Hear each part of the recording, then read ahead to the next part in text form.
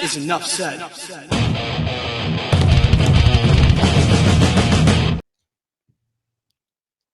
Welcome back to another episode of the Miami Heat Roundtable. My name is Amir.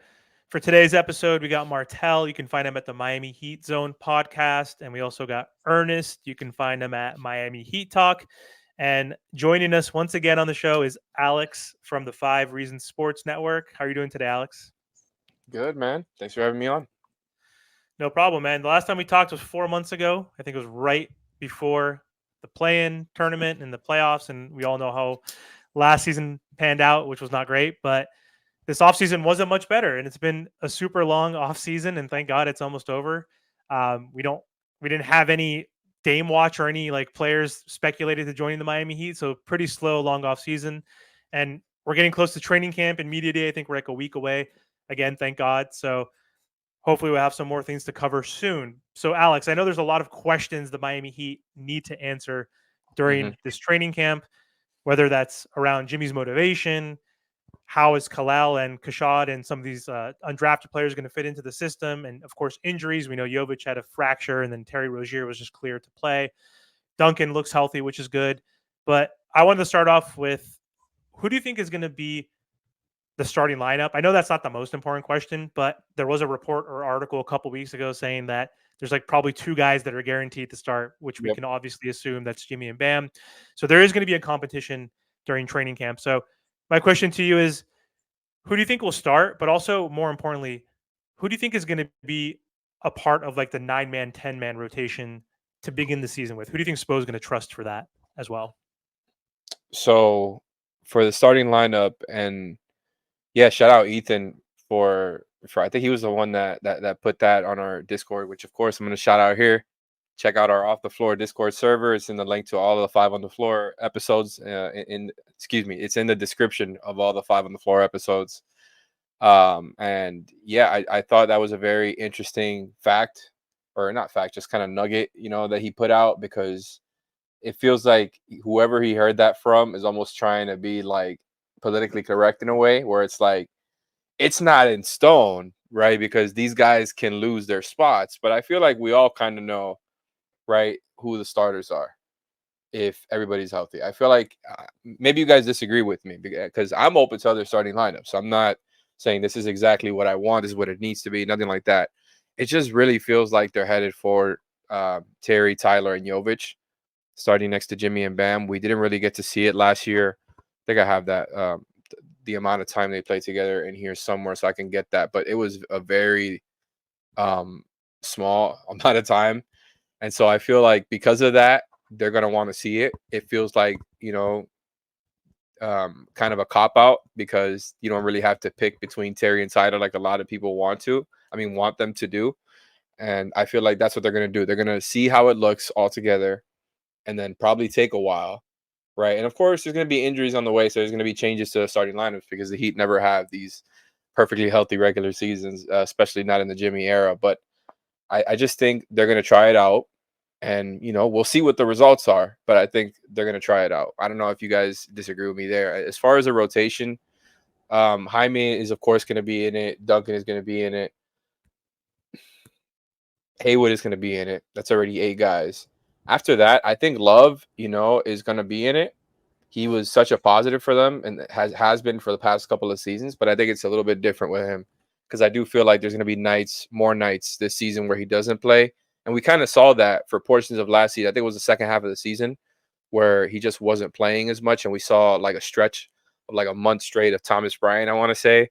Right. So I think those are going to be the times where you see Kelel Ware shine. But my gut is telling me that Kelel Ware is not going to be in the every night rotation, just based off the history of the way that Spo has handled it before. 100% agree that he is different from the type of bigs they've had in their system before. So that's where it may differ. I just feel like based off what we saw, the way his body looks, he still looks a little bit raw to me. That doesn't mean I don't think he shouldn't play in the regular season. It's on the contrary. I want him to play in the regular season. I want him to get these reps. Now, like I'm not against him going to the Skyforce if he's not going to play, right? Like just so that he is playing for certain points and then be with the team at other points, whatever. But I think ultimately you want to see him get reps. I think you want to see Pelle Larsson get reps. Maybe Kashad Johnson at some points. I think realistically, we are not going to see those guys unless other guys are out. And that's just again, like what my gut is telling me based off how Spo has operated in the past, where it's like, I think he's just going to go for the guy who he feels is more ready to help them win games in the short term. But then at the same time, it's like Hero, Duncan, those guys had big roles from the start, right? And Duncan was around for a little bit before they played him a lot, but once he got that role, it was his, right? He was a starter. He became a starter after not being a rotation player for the first year, whatever it was, 2 years that he was here and didn't really play. So he's willing to give guys the shot if he just thinks they're better. I don't think he's gonna think Ware is better than Love, and they're obviously very different players. And I'm excited to see Ware play. I want to see him in the regular season, but something is just itching at me, telling me his role, at least in the beginning, is going to be a little bit inconsistent because I think Love is going to be playing in the beginning, and I think it's going to take a little bit for Ware to play. And I don't want that to be the case, but I also don't really want to see the double big stuff right now. As far as like having a big role, I don't think Spo does either. I think the double big stuff, if you see it with Ware, it'll probably be with Jovic over a Bam or over a Love. And I think that's where it's at right now, which makes me feel like he's going to be out of it. I think after that, I wouldn't be surprised if like Burks got that last spot over Pelle Larsson, and maybe I'm just a little bit, cynical, right? A little bit jaded from all these years. I just feel like he's going to go for the better player right now. And maybe that's what it is. Those guys, Love and Burks, are just better right now. But I want to see Ware and Larsson play because I want those guys to get reps and develop. Yeah. I was going to ask you that too, specifically, like between Burks and Pele. And you got to assume Spo is going to go with the veteran. And of course, he's shooting 40% from three. That was an issue of ours last season. We were like 13th or 14th, which was not bad, but like traditionally we need to be a top 5, 6 3-point shooting team if we want to have a better offensive rating. And so that was my opinion as well too. I think he's going to have to go with Burks initially, but we're going to be injured. So we have a really deep roster. Exactly. So we know we're going to get, I mean, Josh Richardson's not even like, is he going to be at camp? Like, I don't know. Cause that's another player too, that could be in the rotation as well, ahead of Pele and the young guys. He should be at camp. I think he will be. I'm interested to see, like, I'm sure we're going to find out how much he's doing, but I know he had surgery on that shoulder like much earlier in the summer, and it was a shooting shoulder. So I've been very like skeptical about that and if he's going to be ready for the start of the season. But yeah, it's another guy who would absolutely probably factor into that conversation we were just having about like the 9th and 10th guys. And like I could see Burks and Richardson playing, frankly, over Pelle Larsson. And I like Pelle Larsson as a pick. I mentioned him on 5 on the Floor before they drafted him. After they drafted Ware, I'm like, I think I mentioned Larsson and Keshad Johnson. Not to hype myself up. I remember that. A million things wrong. I get a lot wrong. But I'm just saying, like, I like these guys specifically. And I liked Ware as a prospect, even though I didn't really want him to go with the big. I like him individually as a prospect. I'm just very skeptical that they're going to have like an every night role to start with. Now, I do think Larsson and Keshad, their bodies are more ready-made. But the difference between Larsson and Burks, to me, the most as far as their play style, is Burks is a much more willing shooter. Larsson, I liked his process. I like how he's always trying to make the right play and all of that. I like how physical he is, right? That's why I think he could play. But we know how important being willing to shoot when you're a shooter is, especially for Spo. He has always mentioned that, especially with, the guys who he considers to be shooters. And I think Pelle Larsson has more to his game than that. I think he's a little bit more all around, right, than just like a straight up shooting specialist like a Duncan Robinson. Yeah. But he's a good shooter. And so Spo is going to want him to take those shots that come to him in rhythm, the good shots. And I think Burks is one where he's been high volume for years now. He's been doing this a long time. And, before he got traded to the Knicks last year, was putting up like 12 a game, I want to say, for the Pistons. Like, this is somebody who's been there, done that. He wasn't just like at the end of a bench and then got traded to the Knicks as part of the Bogdanovich deal, was a part of that and didn't really play until everybody got hurt. And then in the second round of the playoffs, stepped up. And I say this all the time, not because I expect anything like this to happen, but it's crazy to me that he averaged 17 points per game. You know what I mean? Like after, like when being called upon, and it was a lot of guys out. So he's not going to get anywhere near that role here. But what it does show is that he's able to produce in a pinch. And that's why I think he is going to be the guy who gets those minutes. It's going to be him or Jay Rich, I think, at the end of the bench. And I think, because of my skepticism that Jay Rich is going to be ready right away, I think it's going to be Burks. And he can handle a little bit too. I don't want him handling too much, like setting people up. But he is not one of those guys where he just shoots and is not capable of putting the ball down on the floor. Now, what he does after that, it's, he's not a great finisher, but his handle is decent. So I think it's somebody that Spo will rely upon, like, just early on in the season. Oh, yeah. And, dude, like, I actually said it on my episode earlier today. I think that this 2025 team on paper is probably the best team during this Jimmy Butler build. Adding Rozier, Hawkes, drafting Ware. To your point, might be the deepest. Yeah. To your point, I agree with some of the stuff you said with Ware. I just don't think they would have drafted him at 15 to redshirt him. I really believe, Alex, that, and Spo was on that table also. I think they looked at a guy like Ware because Bam, the last time he played power forward, who was he playing next to? Myers Leonard and Kelly Olynyk. These were guys that can hit the three. They played good next to Bam's style. I think Kelel Ware is way better than those guys. And his offensive game can actually work next to Bam. But I do agree with you. I think the beginning of the season, Spo's going to rely more on Love, kind of like what he did this year. And then, 15 games, 20 games in, you're going to see that switch. Kind of like Jovic started in the power forward. You may see a switch.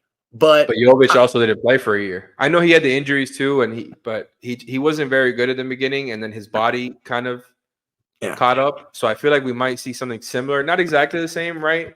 God forbid, or whatever the injuries. I'm not talking anything about that, but just like in the sense of he grows into his body a little bit more, becomes a little bit more mobile, stronger core, stronger lower body, and not to mention, like upper body matters as well. So I'm not trying to like list off everything, but I just feel like a guy like that with that type of size, growing into his body more and getting those reps is going to help him so much, right? Physically and mentally, because it's like I think getting those reps, you just become smarter as a player. And frankly, what I'm worried about with the double big stuff and why I kind of said that I'm skeptical that he's not going to play that much with other bigs outside of maybe Jovic is because I'm a little bit more skeptical of the shot. True. I know he's really, he believes in his shot, but I think it's still a little slow. I think it's not bad. Like, I don't mind, like, I wouldn't mind him taking an open three. I just feel like he's not a stretch big. To me, there's levels to it where, like, Kevin Love to me is a stretch big.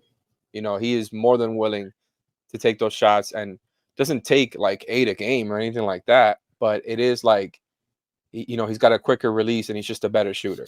I got to see it a little bit more. I'm not as convinced that he's a stretch big as others are, but I think he can get there. And Adam Simon, who's straight up been like, who's been killing it the past few years, right? He got on that call right after they drafted him, that Zoom call, and told all of us in the media that he's a 3-and-D big. That was like one of the first things he said. So him declaring that was great. But then in the summer, he didn't take that many, and they used him primarily as a roller because he's a fantastic roller. Yeah. So it feels like they're going right back to where they've been with other guys, because even though he's way more dynamic than the other guys that they've kind of just used as rollers, I think because he's so good as a roller, they're going to have him play in that kind of simplified role at first. Kind of like what Bam did in the beginning. If you think he was a backup big, he was very conservative. The ball was not touching him on offense other than like, a lay down pass or a lob, right? Like dump down to the big or throw it up. And that was pretty much it. And he would, the occasional short roll passes, but that didn't really come till later on. And it's not that he didn't have it. I just think, Bam was more skilled, and Ware, I think, as far as with the ball in his hands. And even then, they still didn't really go to any of that. So I think it's going to be a very conservative role where he's screening and rolling. And I think you got to get those fundamentals right too, because like you have so much size there, you got to get that part down. Because everybody wants to say Derek Lively, and that would be awesome. Derek Lively was the starter on this finals team. They're not playing with Derek Lively level of spacing, right? Where it's Luka and Kyrie stucking up the entire defense, and then everything opens up. So I don't think, that we don't see a lot of lobs on the Heat. It's not that Bam can't catch them or isn't athletic enough, right? You don't think Tyler and Terry are as good as Kyrie and Luka? Yeah, not quite. Right. But then that's what it is. So I feel like he's going to be screening and rolling the occasional three, but I don't think he's going to be used as a stretch big for a while. I mean, I'm gonna say it right now. I'm kind of known as the Miami Heat Nostradamus. I'm gonna call it right now. There's gonna be a game in December or January. Love's gonna go down. Kelel Ware is gonna come in. He's gonna play great, and then everyone is gonna jump on the bandwagon. I could 100% see that. I'm with you. That's happening. I think he is going to play. Like I said, there's going to be nights. I don't think it's going to be like, oh, first 41 games, Love plays, and then he doesn't. It'll be quite that black and white. Like I think he'll play here and there. I just don't think he'll be in the every night rotation. I think he's going to play more than Larson, especially if Jay Rich is healthy. Because I just think I'm going back to I think they're going to play Burks and Richardson more than Larson, and then I think we see Ware whenever Love doesn't play. Hopefully I'm wrong because I'm not sold that the double big thing is going to work, but I'm willing to try it. I'm willing to see it for stretches during the regular season. Like this team is not even a good regular season team anyway, so let's just try shit, right? Like that's where I'm at with it. I think it's good. I think trying something different is awesome. And look, there's gonna be people out there that's gonna say, "Oh, but last year he picked Jaquez at 18. He was a 4-year player from USA. His body was developed. That's what happens when you play 4 years and do it the right way." But I agree with you. I think we're deep enough to allow Ware to not just have to put him right away. Let him get size right. Let him develop a little bit more. But I never got to my question for you, Alex, and I really wanted to ask this one. I want to see what you think. No, you good, bro. We know that there's a lot of dudes on this team that can score. On any given night, a lot of these players can drop 30 on you. So my question for you, the offense moving into next season. I've been clamming for this for 2 years now. It's time to make Bam Adebayo the number one option, especially with what happened in Team USA. Preferably as the power forward, but if he's the 5, whatever. My question for you, Alex, do you think that's where the Heat may lead towards, or do you think this might be 2004 Detroit Pistons? Whoever's hot, give them the ball and let them go. What do you think? It's actually a really tough one because I'm like trying to think it through, and I've been thinking about this in the sense of like, how is the offense going to function next season? What are going to, because we've known like for each individual player what their pet plays kind of are, more or less. There's variations, but like the things that we see the most, right? What I'm been thinking about is how do they like divvy it up, especially if like it is that starting lineup that I said that I expected, where it's Terry and Tyler together. So I'm interested to see how they do it. It makes me think that Jimmy is going to take an even smaller role in the offense, and of course, it's not what you want to see. Like you need Jimmy to be your number one guy for your team to be at its best, just frankly. And that sounds simplified, but it's really not. Like it's just been factually true. When Jimmy plays their number one option, regular season or playoffs, they're better. I don't know if we can expect it. But I do think Terry and Tyler are going to get a whole lot of touches. And I think to be fair to Tyler, I think he deferred a little bit when he did get to play with Terry, which was again just not very much. I don't think it didn't feel like a competition where it's like, okay, it's my turn. Let me really try to make something happen with the ball. I think Tyler was doing his best to adjust kind of in a situation where he just got thrown another, high usage guard in the starting lineup. And I thought he was averaging, I want to say like 17 or 18. Like his scoring went down a little bit because he was trying to defer and trying to play a little bit more off ball. I don't have those numbers in front of me, but I think it was around there. And so I'm interested to see what they do and how often they get to Jimmy's pet plays versus how often they get to Bam's versus how often they get to Terry versus Tyler. Not to mention Jaime's another guy who's going to have a lot of usage off the bench. Like you said, they have a lot of guys they can go to.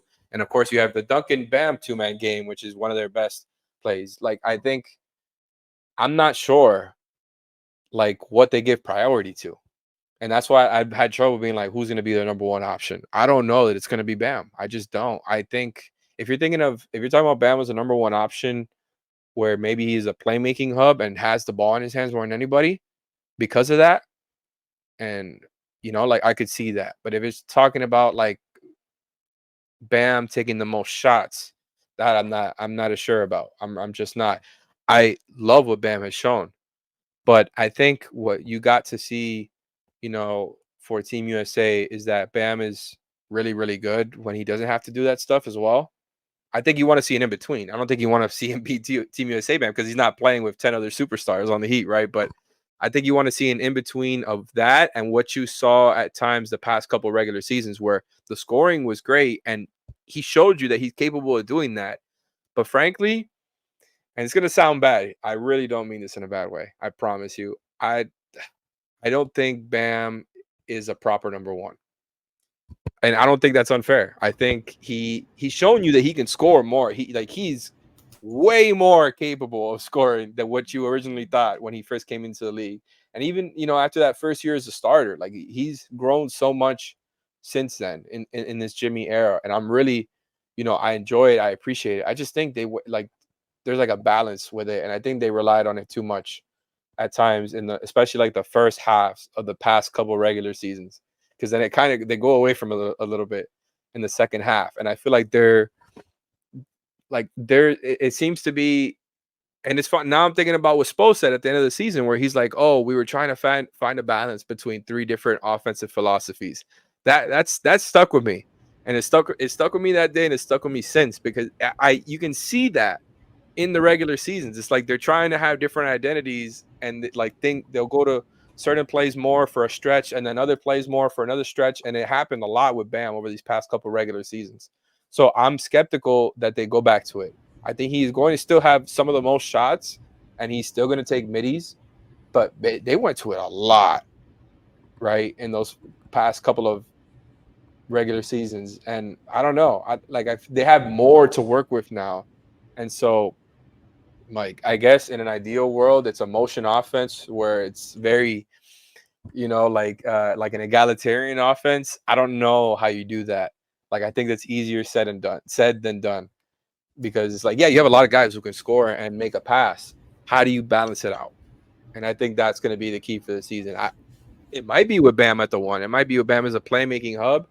The Bam at the as a number one option might just be how you get through the regular season, and then maybe Jimmy is your number one in the playoffs, right? Maybe that's your blueprint. Terry and Tyler, kind of complementing, and everything else you have Jovic, Jaime, Duncan, right? But how? How do you? What is the the hierarchy? That's what I'm trying to figure out. So where do you see the Miami Heat stacked up in the Eastern Conference? We already know that the Boston Celtics, they're not going anywhere. Then you have the Villanova Knicks, they're pretty loaded, especially at the wing depth. And then you have the 76ers, which Paul George and Joel Embiid, which, I mean, that was tampering, but, that's a whole other conversation. Then you have the 76ers with Paul George, with Embiid. They really can't stay healthy. And then you also have those bottom teams where, they might not win a championship, but the Orlando Magic, they're pretty solid. The Pacers. Then you have the Miami Heat, the Cleveland Cavaliers. I think that if they take the regular season seriously, which I think that's the biggest thing, we can at least be within the top five. But where do you see the Miami Heat stacked up in the East? If Jimmy plays a whole lot of games, I think they can be in that conversation for a top 6 seed. But frankly, I do. But we don't even need him to play that many games. It's just effort to me. You know what I'm saying? He doesn't have to give us 30 points a game, but it's about the effort. No, you're right. I 100% agree with you. I think you saw it the most last season. And I think where it stuck out the most to me, at least, was on the defensive end. Because, to me, he's always had moments in the past where he has, deferred on offense in the regular season and doesn't just dominate the ball. But I just think everything was, at a bigger degree, I guess, this past season, where it's you would miss, I don't know, he would disappear on offense a little bit more, but I thought the defensive decline was big last season. I just didn't really feel him as a defensive playmaker the way you had in seasons past, where he was just frankly a menace out there. He's one of the best in the league at intercepting passes and getting in the passing lanes. I didn't really feel that from him last year. So I think there's some upside there. But I don't know if that's just part of the way that he paces himself now. That's part of the regimen. It's not just offense, it's also defense. And I think that's not great. So it's I need to know what Jimmy I'm getting. If I'm getting really engaged Jimmy on both ends, and I don't mean playoff Jimmy, I just mean 22, 23 points a game with high-level defense, that's a pretty big upgrade from what they got last year, okay? I'm not trying to trash Jimmy. He was still a pretty good player. I just think it was a lower level. I just think he wasn't as good. It's just, it's also hard to do that, though, right? Sorry. Do you think? Hold on, but do you think then, because you said it, which we all know, and I know that Pat and Mickey, they know as well. That's why they're not going to pay him. If you're saying that we don't know what type of Jimmy to expect, how can we justify paying him, all that much money that he wants, and we don't really know what type of Jimmy we're going to get. He's possibly going to be, 38 by the end of the deal. I mean, yes, you could pay players for what they did in the past, but how could we justify giving Jimmy all this money when he's not really going to be able to give us that superstar energy throughout the regular season? And we can't just say, oh, well, don't worry, we don't care what seed we are, because as you can see, we've been in the play-in twice. And I feel like taking the regular season seriously is half the battle. Jimmy Butler has been phenomenal. He's been able to do more with less, like when you look all across the NBA. But how are we going to give him all this money and he's not going to be able to give us not even a 40-point game, like 30-point game, or superstar energy or superstar, gratification throughout the regular season? I think it's a completely fair question, and you're right that it's like, I think that's why it's been so tough for them, right? Like the fact that they haven't extended him despite all the good times and how much he blew your expectations when he first got here, blew him away, right? Like 2 finals trips, almost a third. I think that's usually something that gets you paid, especially when he was playing at that high a level. But you're 100% right. Like you can't just factor that in and weigh that over what he's going to do for you. My confusion with them and the way that they handled it, at least this summer with the extension, was kind of like the sitting in the middle. And I understand why. I'm not trying to just trash them, but I do think in a way it's like, what are you going to do now? Because the situation you were in before is not the one you're in now. And I just mean like at the start of the summer versus now, because before you could have offered him the extension, which I'm looking at the contract right now. He has a player option for next season, the one after this one, right? The idea was to add a year on top of that, which would have paid him through his age 37 season. That's not nothing. It's definitely not nothing, because we're talking about him like this now, right? That where he's been giving you less and less, and he just turned 35. So yeah, it's absolutely something you got to like worry about for age 37. But then the other thing is, now that you're not in that situation anymore with the extension stuff is done. I think they could still technically offer it to him, but his made that announcement a while back earlier in the summer that they're not going to sign an extension anymore.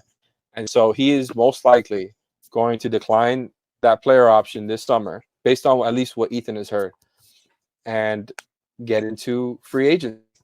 And at that point, if the Heat want to bring him back because they're impressed enough or whatever, they're probably still not going to want to offer him his full max. And you're going to have to offer him way more years.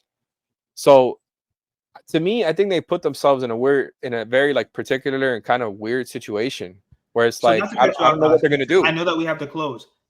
Look at what you just said. If we know that, and if Pat and Mickey know that, we have to trade him and we cannot let him walk out for nothing. Correct? I get it. And I mentioned that on some of the pods. Like, I think at the very least, they have to consider it. I don't want Jimmy gone. I directly profit off of Jimmy being there and the team being better. I 100% do not want, like, I would be sad. Frank, like it would suck. Like, I think these times have been fun. Like when they get to the end there, like we didn't expect that, and it's been really fun. I would hate to see him go.